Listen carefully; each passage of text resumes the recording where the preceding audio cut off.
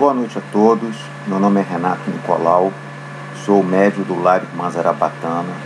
Com muita satisfação mesmo, venho mais uma noite estar com vocês para tratarmos de mais um tema importante da nossa doutrina espírita, para aprendermos cada vez mais, um pouco mais de conhecimento, de informações, principalmente para um tema tão importante como na noite de hoje.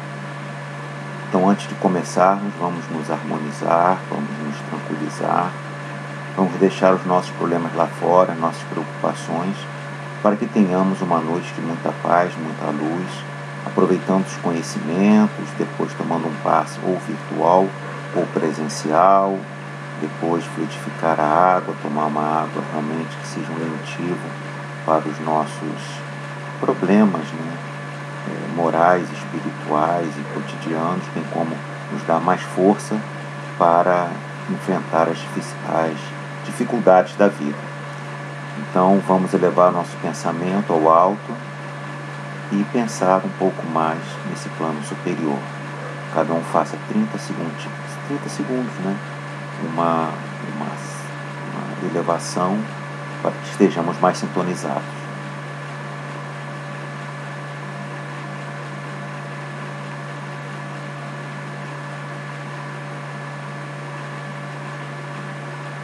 Graças a Deus. Então o tema de hoje é extremamente interessante. A depressão é um grande problema no Rio, no Brasil e no mundo. É uma doença cada vez mais tem mais afetado as pessoas e, se não vai ser, infelizmente, em breve, a doença do século. Então é importante a gente entender isso, aspectos técnicos, médicos, psicológicos. Aqui eu não sou psicólogo, não sou médico, não sou psiquiatra, mas aqui vai dar uma visão geral desse problema. E depois focarmos mais na parte espiritual, que é o que mais nos interessa aqui dentro do livro, tá bom? Então vamos prestar atenção, é algo extremamente importante, extremamente atual e que ou pode acontecer com você, pode acontecer com um familiar, pode acontecer com um amigo, um colega de trabalho. Entender um pouco mais essa questão, tá bom? Vamos lá então. Rompendo com a depressão, o resgate do cuidado integral do ser, É esse o tema de hoje. Qual o conceito? Diagnóstico amplo e heterogêneo, caracterizado por humor deprimido e ou perda de prazer na maioria das atividades rotineiras, A grande questão da depressão não é algo pontual. Hoje eu estou com caracterização de depressão, de perda de prazer. É uma coisa, uma hora, um dia. A depressão é algo constante, constantemente você está caracterizado pelo humor deprimido e ou dessa perda de prazer na maioria das atividades rotineiras. Quando vira uma rotina, uma constância, aí está se diagnosticando a depressão instalada num ser. Espectros da depressão, inescapável tristeza da vida, desencadeada por perdas, desapontamentos ou isolamento social, São as três principais motivos ou causas, que despertam, que abrem esse gatilho da depressão numa pessoa. Que pode ter o quê? Conforme tem as setas aí, a gente pode ter, indo aí para a direita, falta de fé, em si mesmo, no outro, na vida, até mesmo em Deus, culpando Deus, culpando a família, culpando os amigos, culpando o marido, a mulher, esposa, namorado. Então, foca num problema em que você está realmente com essa falta de fé mais religiosa, mais de confiança, de confidencialidade, de companheirismo, com as pessoas que estão em sua volta. É uma doença devastadora, comprometimento funcional da saúde física e do bem-estar, e até pode levar à morte, né? Eu fiz algumas palestras, né, em 3 partes sobre suicídio, né? Então é importante ver que isso pode ser um dos grandes motivos do suicídio, embora nada se justifique a pessoa tirar a própria vida. Mas é bom a gente entender o desencadeamento que isso pode gerar, né, em uma pessoa. E aqui mais na esquerda, né, temos essa autorreflexão, né, auto-perdão e a cura, que é o grande segredo para você sobrepassar, para você melhorar a sua vida e também o problema da depressão que está em maior ou menor grau instalado em você. Então pense muito na autorreflexão, nesse auto-perdão e prevendo de fato a sua cura, que é possível a cura. Não é uma doença que se instala você e que não tem solução. Tem solução sim, e tem tratamento. Epidemiologia, né? 50% das pessoas terão em algum momento da vida uma ou mais alterações classificadas com diagnóstico psiquiátrico, tá? Então, não é exclusivo para algumas pessoas. Como eu falei no início, é um problema mundial.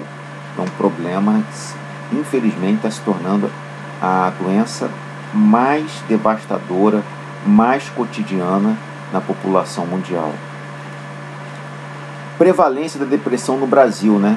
5,8% em um ano, né? É uma quantidade grande, né? Uma quantidade expressiva. A gente põe aí mais de 200 milhões de pessoas, né?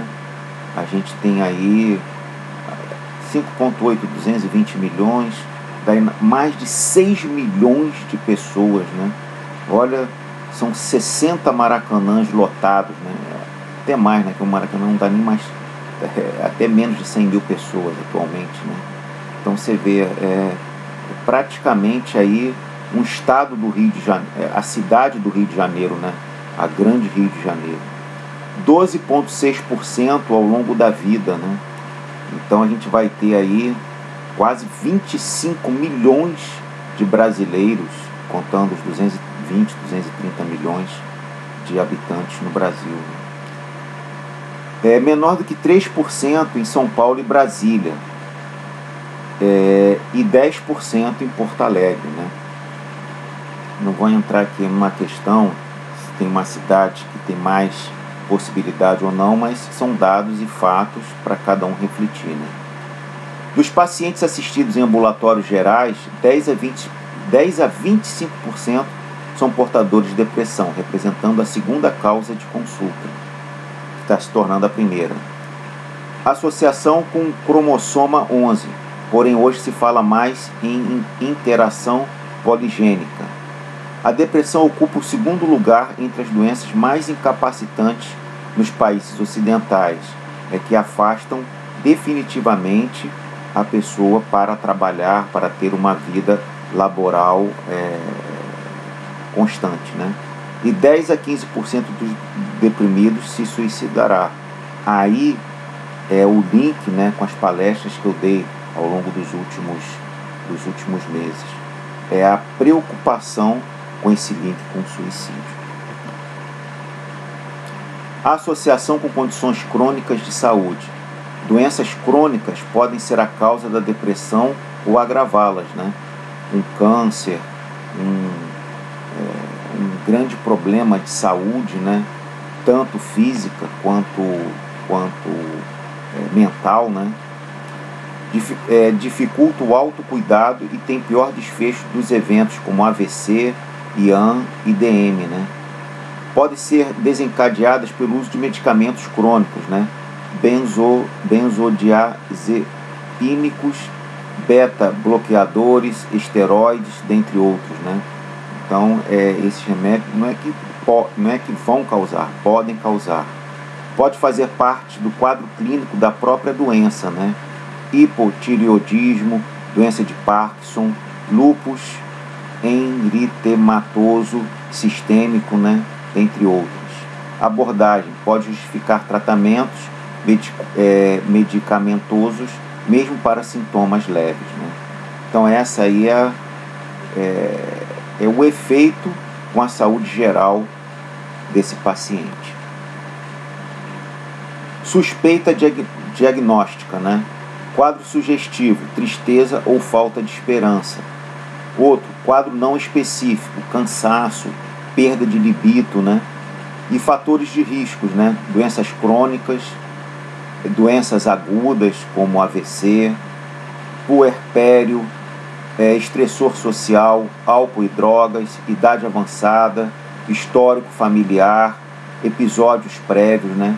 Então a gente pode suspeitar frente a esse quadro que pode desencadear aí a doença e que se manifestar e a gente perceber se tem um parente, se tem um amigo, se tem um conhecido ou até com nós mesmos, né? Por isso que eu estou passando primeiro o quadro geral para a gente entender isso de uma forma mais ampla. Rastreio, né? Perguntas, né? Durante o último mês você se sentiu incomodado por estar para baixo, deprimido ou sem esperança? Dependendo da resposta que você se faça ou faça uma outra pessoa, você vai começar a perceber como é que está o estado depressivo desse indivíduo, né? Por ter pouco interesse ou prazer em fazer as coisas, né? Aí, se sim, né? Se tem pouco interesse, já está desencadeando para mostrar que ele está num quadro depressivo, né? Isso é algo a respeito de qual você gostaria de ser ajudado, né? Então a gente começa a fazer algumas perguntas para tentar entender como é que está o quadro dessa pessoa, ou de você mesmo, né? Critérios diagnósticos, né? Os sintomas devem estar presentes por pelo menos 2 semanas para caracterizar o episódio depressivo. É o que eu tinha falado. Não é um momento. A vida também não são só flores. A vida também não são só alegrias. Também tem alguns momentos de tristeza, alguns momentos que realmente a gente está bem chateado, que está realmente bem triste, até mesmo perdendo um pouco a fé. Agora, quando isso está por pelo menos 2 semanas, aí já está mostrando que está se encaminhando para um quadro de fato depressivo. Questões sugeridas, né? Tem se sentido triste? Faça a pergunta para você ou para uma pessoa a qual você está percebendo um quadro depressivo. Então, qual é o critério para pontuar? Humor deprimido na maior parte do dia, né?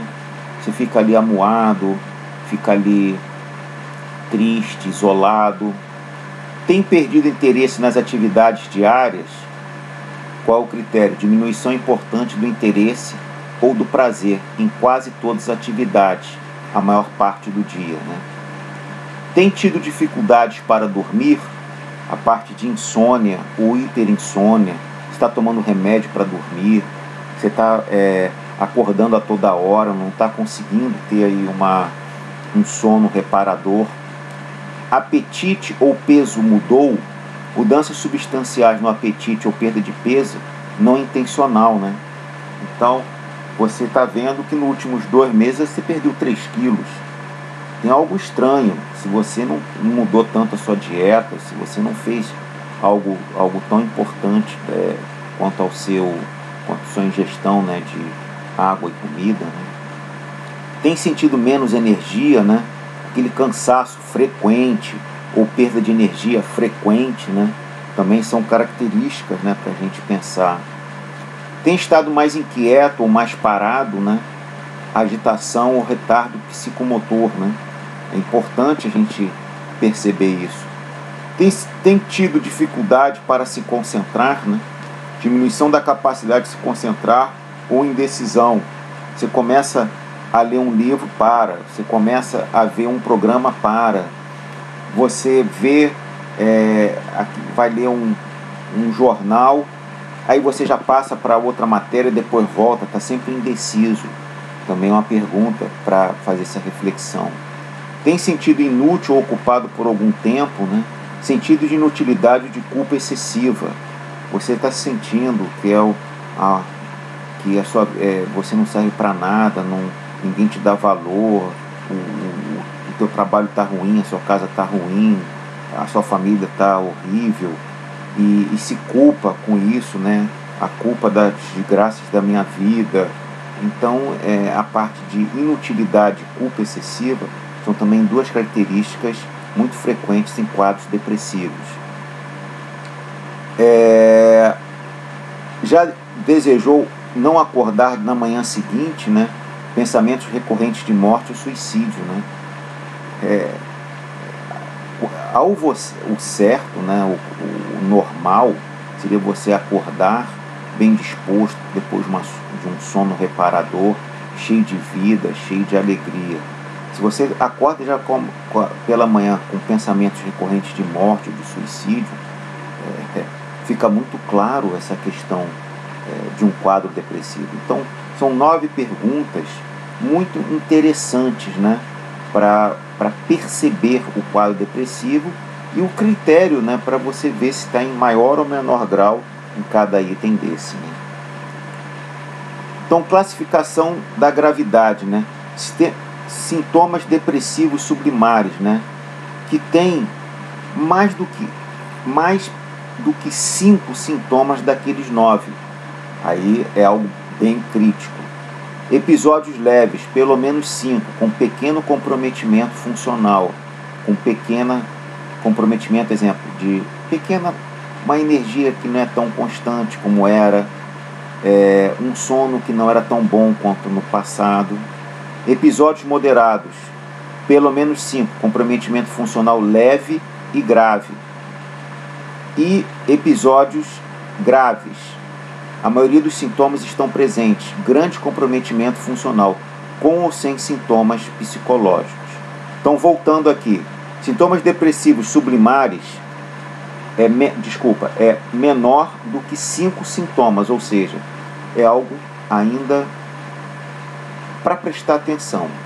Episódios leves, aí sim, tem pelo menos 5, mas com comprometimento ainda pequeno. Episódio moderado é quando tem pelo menos 5 de uma forma leve e já tendendo para grave. E o episódio grave, realmente, você tem que realmente tomar providências, ou com você ou com alguém que você está percebendo isso. Aí sim, você vai ter que tomar medidas drásticas, né, para contornar o mais rápido possível esse problema. Quais são as abordagens para serem feitas, né?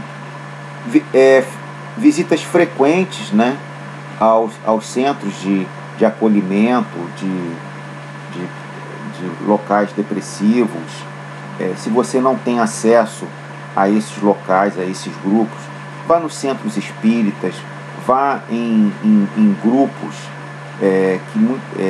que se tem ainda conhecimento para fazer abordagens multidisciplinares desse tema. Vá assistir palestras no YouTube e tantos outros canais virtuais ou presenciais. É importante a gente começar a perceber isso.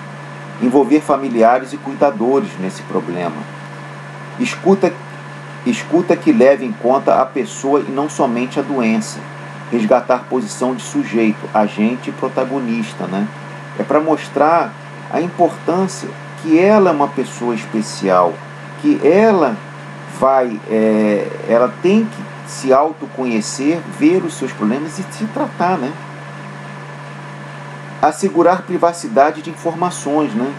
Se você está sabendo dessa pessoa, não vai espalhar para todo mundo, né? Você vai, de uma forma caridosa, de uma forma respeitosa, tratar de uma forma confidencial, de uma forma humana e cristã, né? Fornecendo informações sobre a doença e possibilidade de tratamento, né? Principalmente isso, que tem cura e que cabe a você tratar, se empenhar, que você vai superar. É algo que muitas pessoas têm e grande parte consegue conviver e até mesmo superar e acabar com esse problema ao longo da sua vida. Tem que tomar cuidado para alertas de violências físicas, psicológicas ou sexuais, né, para não dar problema. E sempre pergunte sobre ideação suicida, né, que pode, como a gente viu aí, pode descambar para o suicídio. É muito problemático, é muito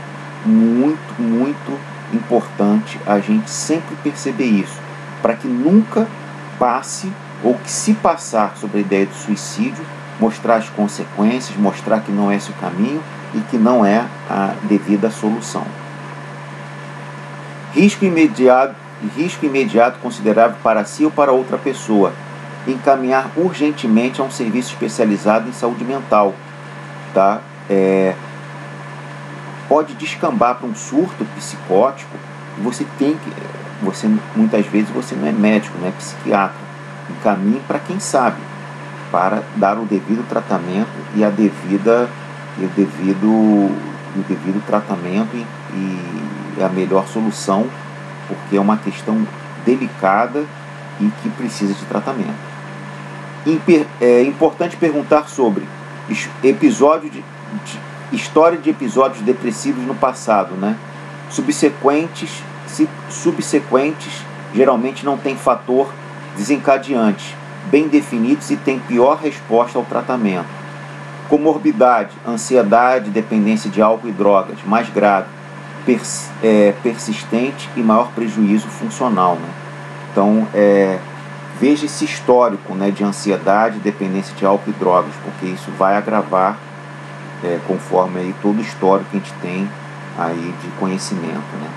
Resposta a tratamentos anteriores e doses utilizadas, né, para a gente poder entender quais são os medicamentos, quais são as doses para esse caso.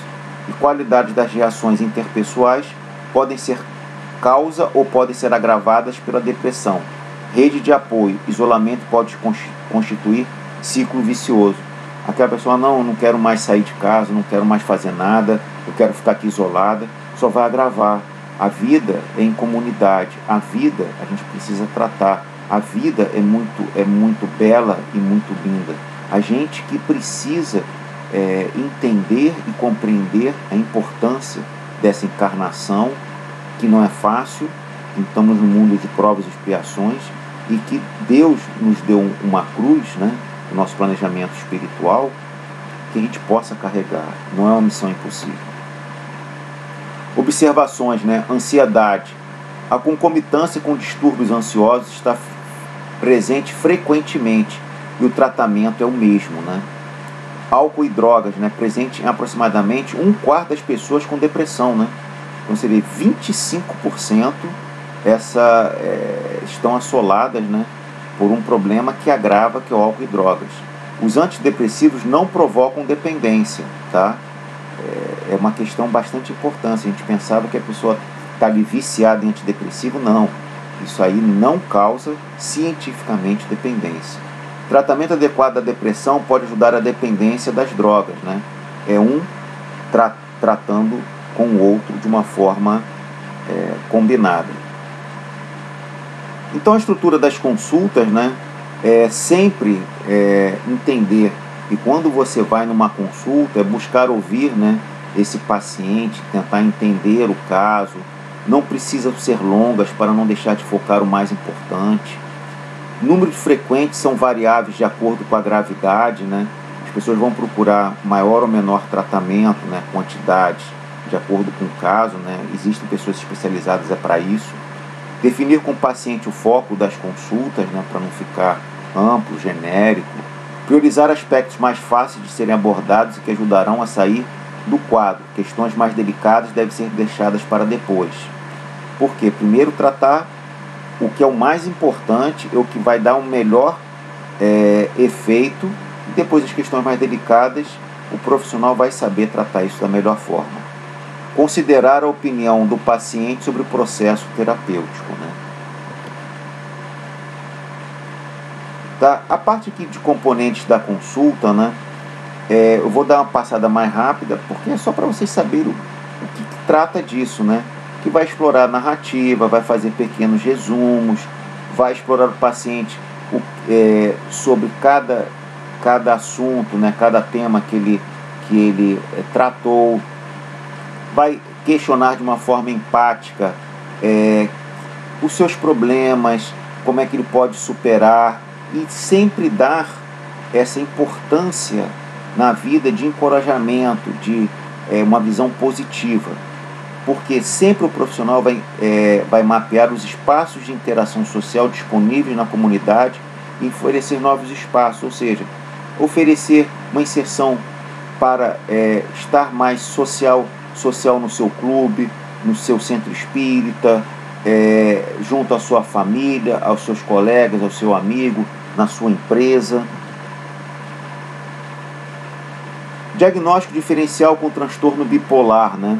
Também muitas vezes tem que entender se há uma questão de bipolarismo, né? Você já passou por um período de cerca de uma semana em que se sentiu tão feliz e cheio de energia que seus amigos lhe disseram que estava falando rapidamente demais ou que se estava comportando de forma diferentemente estranha, né? Então vê-se também essa questão depressiva também está ligado a essa parte bipolar, de muita alegria e de muita tristeza, né? Tratamentos e medicamentos, né? Tem que se considerar, por isso que tem que ter o profissional, né? História prévia da depressão moderada ou grave, né? Apresentação inicial de sintomas sublimares por pelo menos 2 anos, sintomas sublimares ou episódios leves persistentes após outras intervenções.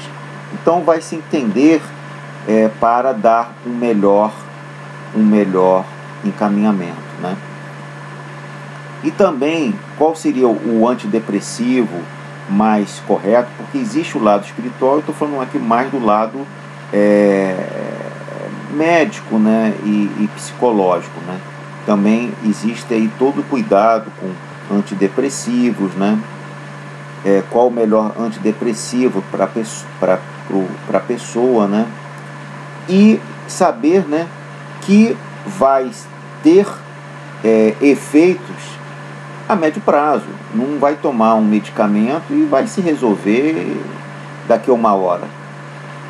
Demora semanas até realmente surtir os primeiros efeitos salutares em suas vidas, tá? A duração do tratamento, né, é um tratamento longo, é um tratamento por pelo menos 2 anos, e às vezes você tem um tratamento pelo resto da sua vida, né? Então é importante saber que vai ter que ter muita paciência, muito cuidado, e que vai ter que ter todo um acompanhamento médico, social, também espiritual e familiar ao longo de todo esse trabalho.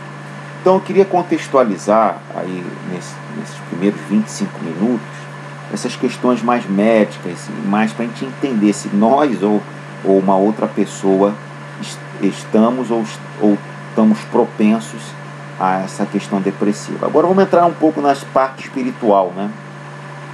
Adão e Eva, né, tem um mito ou a trajetória da humanidade, né? A gente vê isso lá desde os primórdios, né? Desde esse mito, né, do Adão e Eva. Também temos a parte de Hipócrates, né? Toda a sua melancolia, né, que era definido, né, até mesmo antes de Cristo, né? Existia a melancolia, que é como um estado de tristeza e medo de longa duração.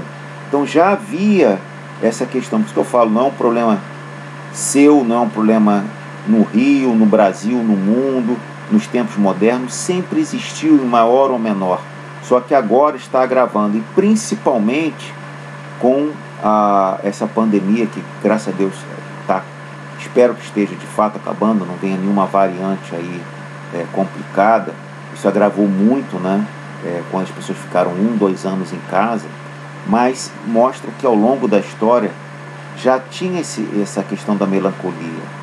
2 formas, né? A endógena, aquela que parece um motivo aparente, e a exógena, que surge em resultado de um trauma externo, né? Então você vê, já Hipócrates já via, desde tem mais de 2.500, quase 2.500 anos, já percebia isso nas pessoas que iriam se consultar com ele. O acúmulo de bilis negra representa o outono, e como a terra era fria e seca, tornando hostil a vida e podendo ocasionar a melancolia, uma doença resultante de seu acúmulo no baço.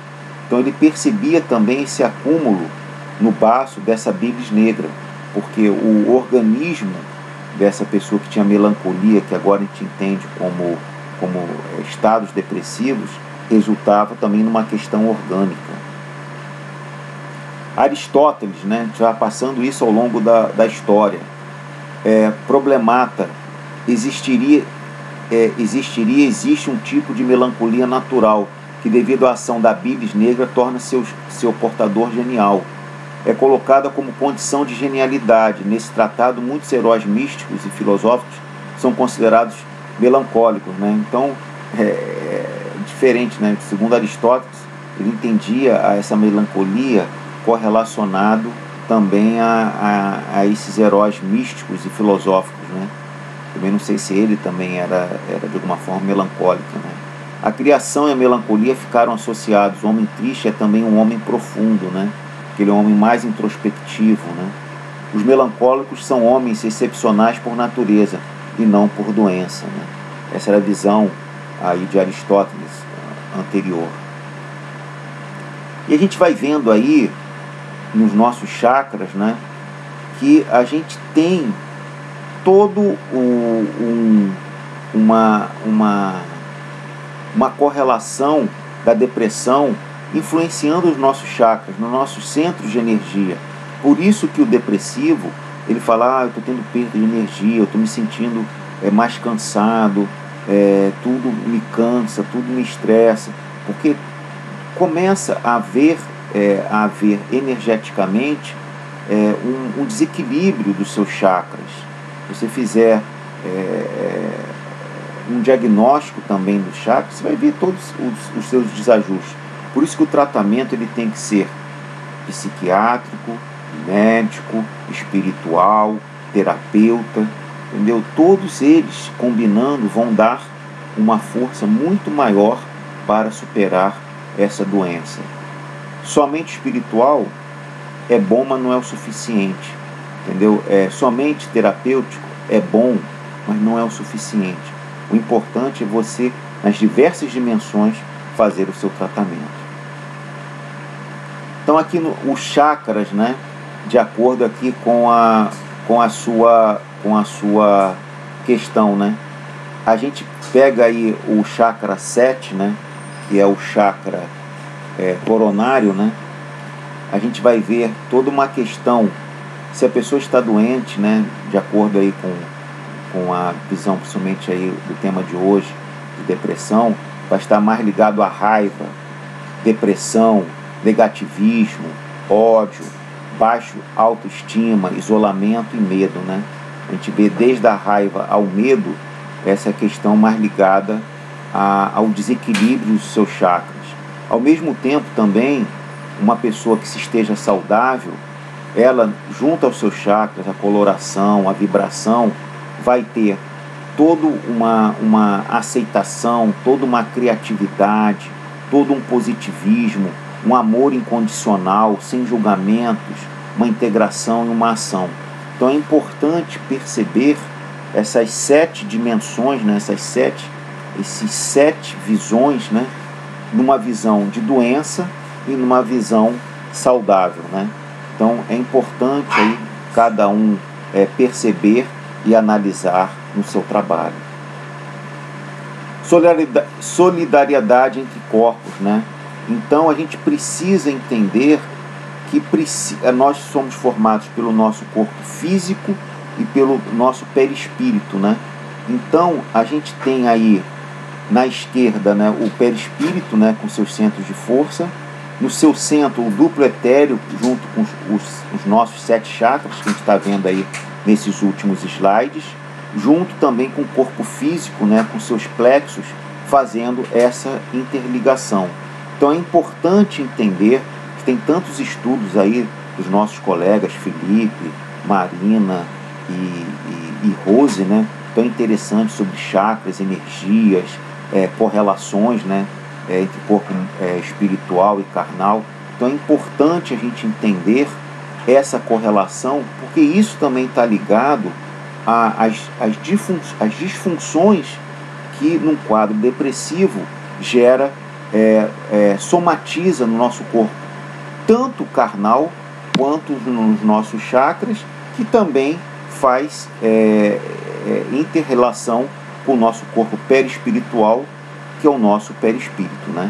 Então é interessante entender essa correlação nessas três questões, né? Então, de acordo aqui com esse palestrante, né, o Jainer Rodrigues de Paula, a causa da depressão vige na alma e não somente no corpo físico. O conflito do deprimido remonta a causas pretéritas, provavelmente longínquas, com repercussão no presente. O cerne da questão liga-se à não identificação do amor divino e à não identificação da paternidade do Criador. Por isso a rebeldia tão comum no deprimido, né? Então, segundo esse palestrante, tem essa característica para se entender e para se questionar e para fazer uma autorreflexão. Revolte-se contra as leis, desdenha a própria vida, não concordando em ter sido criado. Vai com facilidade ao suicídio, né? Como a gente falou, de 10 a 15% dos deprimidos se suicidará. É uma questão estatística.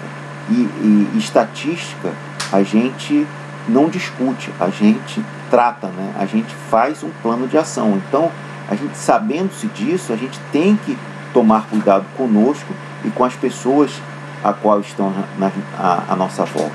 No ato de rebeldia extrema, tentam devolver a própria vida ao Criador de uma forma insensata, inconsequente, que precisamos entender e principalmente ajudar no tratamento e no encaminhamento para as pessoas que de fato possam conscientemente, medicamente, espiritualmente, dar esse suporte tão importante. Adão e Eva não representam um simples mito, mas sim a dura trajetória da humanidade. Foi o primeiro slide que a gente falou aqui, nessa questão mais espiritual. Então é importante ler um pouco mais, estudar um pouco mais no YouTube, ou vendo uma palestra, ou vendo em tanto material que a gente tem em livros, essa questão desse mito, né? Também, segundo ele, o deprimido apresenta duas características bem marcantes: o egoísmo e a agressividade. Egoísmo por crer que a sua dor é a maior do mundo, né? Ele é o centro do mundo, ego, né? É eu, ismo, né? É tudo dele, né? E agressividade voltada principalmente contra si mesmo, né? Não pensam que seus atos irão fazer sofrer os que vão ficar, né? Então, entender essa questão, e tanto em você quanto no outro, né? Quanto ao egoísmo e essa agressividade, mas tendo essa visão de fazer que irão fazer sofrer os que vão ficar, né? Para dar o sentimento de culpa para aqueles que vão ficar. A essência da existência é o elo criador-criatura, pai e filho. A ruptura deste elo pelo deprimido suicida é extremamente sofrida, pois talvez repete o desligamento à vida outrora, quando da separação pai e filho. Por isso as perdas precoces falam alto ao coração do deprimido, né? Então é importante a gente entender a causa, né? o fato desencadeador da depressão. E essa questão, né, aí de pai e filho e dessas perdas ao longo da vida, para tentar ver esse fio condutor desse trabalho. O cuidado como caminho, né? Contrapondo a máxima grega, né? Conhece-te a ti mesmo, com outra formulada por Sócrates em seus diálogos. O cuidado de si é a senhora. Foucault demonstra que aquele princípio deriva deste último, ou seja, conhecer-se estaria contido em cuidar-se, né? Então você tem que conhecer, mas você tem que cuidar de você. Por isso também, eu vou até aproveitar aqui uma outra expressão, né? Mens san corpore sano, né? Você tem que ter uma mente sã com corpo são. Você tem que cuidar do seu corpo, tem que cuidar da sua mente, tem que cuidar do seu espírito, tem que cuidar do seu perispírito, tem que cuidar dos seus centros de força, seus centros de energia, para você ser um homem integral, um homem de bem e um homem equilibrado. O cuidado como caminho. Teria Sócrates, ele mesmo, abandonado seus interesses para cuidar dos outros, iniciando-se aos cuidados de si. O cuidado de si mesmo é um tipo de agulhão que deve ser implantado na carne dos homens, plantando na sua existência, e que é um princípio de agitação, um princípio de inquietude permanente ao longo da existência. Então é importante você cuidar. Mesma coisa, eu vou muito ao médico. Você não está cuidando da sua saúde, você está ajudando a se diagnosticar. Cuidar da saúde é cuidar, você fazer exercício físico, comer comidas saudáveis, etc. Cuidar da depressão é você ter hábitos saudáveis, sentimentos saudáveis, visões saudáveis, atividades espirituais, familiares e trabalhadoras saudáveis. Isso é cuidar de você mesmo. E quem vai melhorar é você. Quando você quiser se conscientizar que você precisa melhorar, você vai melhorar. Os outros te ajudam, mas quem te cura é você. Isso quem está falando é Sócrates e todos os grandes filósofos e todos os grandes médicos que temos ao longo da nossa vida. A aproximação afetiva, né?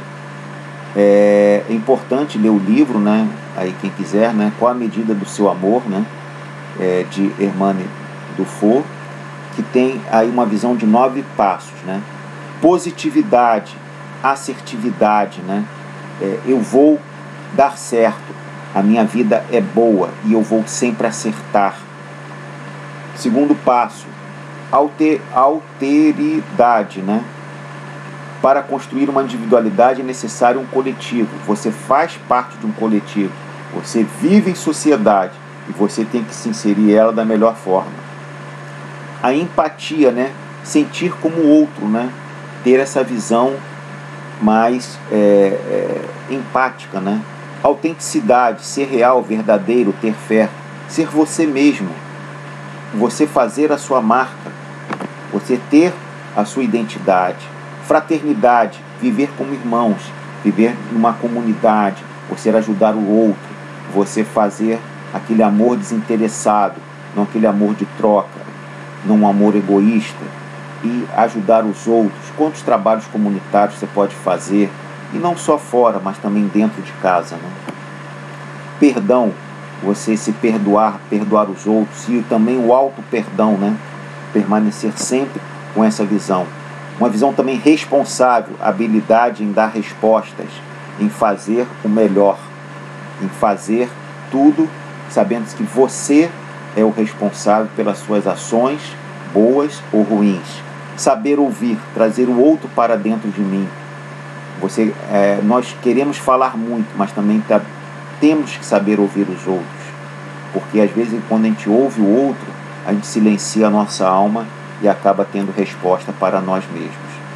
E por último, cativar, estar sempre preso por vontade de viver, vontade de fazer, vontade de crescer, vontade de realmente ter uma vida melhor, de você se superar, de você sempre fazer algo positivo e sempre algo, uma trajetória ascendente, né? Sobre a égide do cuidado, a arte da vida é fazer pouca distinção entre mente e corpo, entre saúde e adoecer. É simplesmente buscar acertar em tudo que faz, deixando aos outros que definam o que está fazendo. Viver é fazer o todo, simultaneamente, pensamento budista, né? Então, é sempre ter essa visão e trazendo um pensamento budista para te trazer também outras visões de outras religiões que são importantes também para o nosso crescimento, para nós espíritas ou simpatizantes do espiritismo, né? E nós temos que ter cuidado, né? É um novo paradigma do século XXI, ter cuidado com os outros, mas principalmente conosco mesmo, né? Equilibrando esses nossos centros, 7 chakras, né? Centro, 7 centros de vida que fazem toda essa inter-relação entre nosso plano, entre nosso corpo carnal e nosso corpo espiritual. Quem ama, cuida. Quem cuida, ama. E quem ama permanece em Deus, porque Deus é amor. Vou reler. Quem ama, cuida. Quem cuida, ama. E quem ama permanece em Deus, porque Deus é amor. Deus é a lei suprema do amor. Então, meus amigos, foi hoje um estudo mais extenso, mais detalhado e muito importante para todos nós. Espero que tenha contribuído, espero que vocês leiam um pouco mais sobre esse tema tão importante, rompendo com a depressão, e que se faça você ou a quem estiver a seu alcance o resgate do cuidado integral do ser, para que nós consigamos viver de uma forma melhor, viver numa forma mais harmônica, e que esse problema não se torne o principal problema de saúde que teremos no século XXI, porque ele tem trazido tantos problemas para pessoas, para famílias, para comunidades, para empresas, para associações e para o mundo como um todo. Então é uma grande reflexão, entendendo a parte mais psicológica, psiquiátrica, médica e comportamental, e vendo essa visão não só espírita, mas uma visão religiosa sobre a depressão. Como eu falei, meu nome é Renato Nicolau, sou médico do Lar Irmã Zarabatana. Para dúvidas, sugestões, questionamentos, até mesmo críticas, estamos à disposição. E quem também quiser se aprofundar um pouco mais, estude mais, pergunte, questione. Isso aqui é uma boa reflexão para a nossa vida e para os nossos entes queridos, bem como todos aqueles que estão em nossa volta. Um grande abraço a todos, uma boa noite, e seguiremos aí com os passes e com todo o trabalho espiritual. Uma boa noite a todos.